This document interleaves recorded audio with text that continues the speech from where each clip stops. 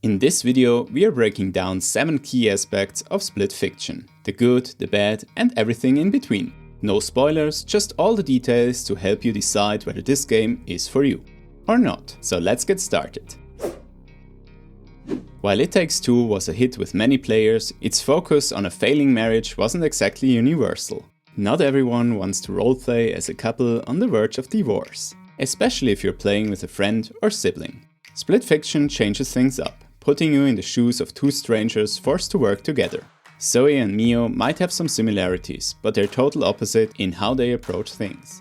Mio is the action-loving strategist, introverted and logical, while Zoe is more extroverted, cautious and fueled by imagination. Their dynamic creates plenty of moments for both tension and comedy, and you can swap characters almost at any time if you like. Plus, playing as actual humans instead of puppets makes their struggle feel way more relatable.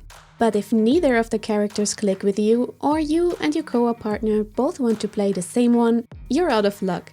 The game sticks you with these two, and there's no way to customize or change them. A little more variety would be another step up for the next Hazelight game. No spoilers, but the gameplay is once again packed with surprises. It Takes Two already kept things fresh with different mechanics, but its setting mostly stuck to the couple's home. Split Fiction blows the doors wide open.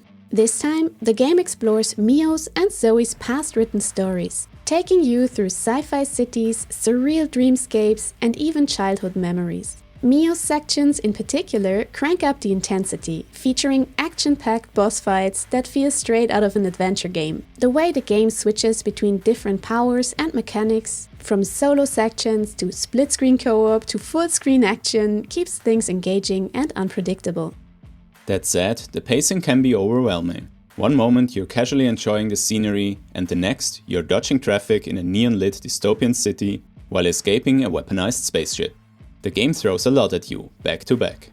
And sometimes it doesn't give you much breathing room between high-energy sequences. Even more did we enjoy the casual relaxed spots that are easily overlooked if you don't spend attention. From seesaws to remote benches, a water slide, and even hopscotch games. These are quite common and often trigger some sort of dialogue. Also, the side stories make for a good alternative in between. We highly recommend to play them all. A lot of games slap co-op on as an afterthought. Split Fiction does the opposite. Here, co-op is the foundation, and everything is built around the teamwork. You're not just coexisting in the same game world, you need each other to progress. Almost nothing works unless you figure out how to support your partner, and that makes for a truly rewarding experience. However, that also means this isn't the kind of game to casually chill with after a long day. Coordination and communication are essential. And if you're already drained, trying to sync up strategies might feel more exhausting than fun. Expect to spend a lot of time calling out commands and making sure you're in sync, or getting stuck. Timing is more crucial than ever, so be prepared to constantly count out loud as your steady companion throughout the play session. We combined controller and keyboard mouse gameplay, and both felt smooth overall. Though occasional unresponsive prompts can occur. So try to not get too frustrated if you fall from the skies for the third time in a row due to a glitchy button prompt.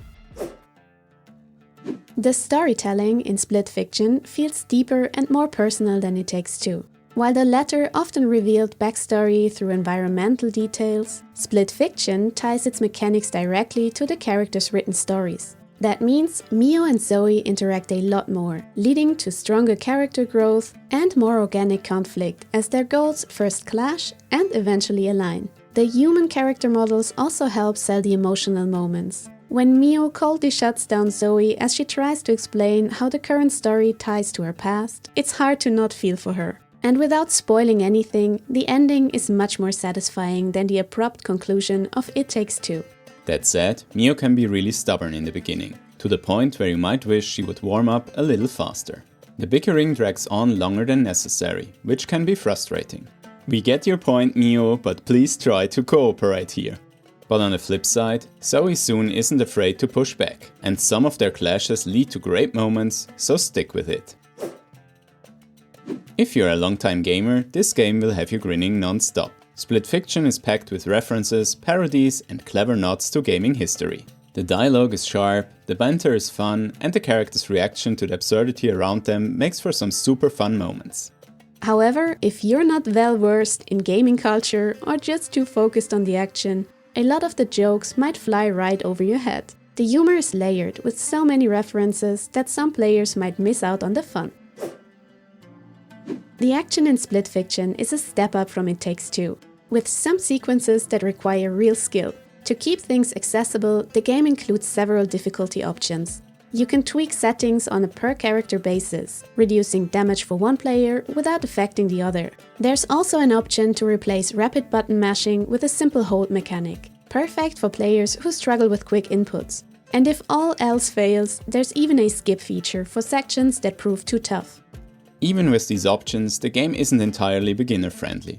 Some puzzles rely too much on trial and error, leaving you stuck until you figure out the right approach. An optional hint system that kicks in after multiple failed attempts would have been a great addition. And while the skip feature is helpful, it can also be frustrating if you want to experience everything but your partner keeps skipping past sections you wanted to play.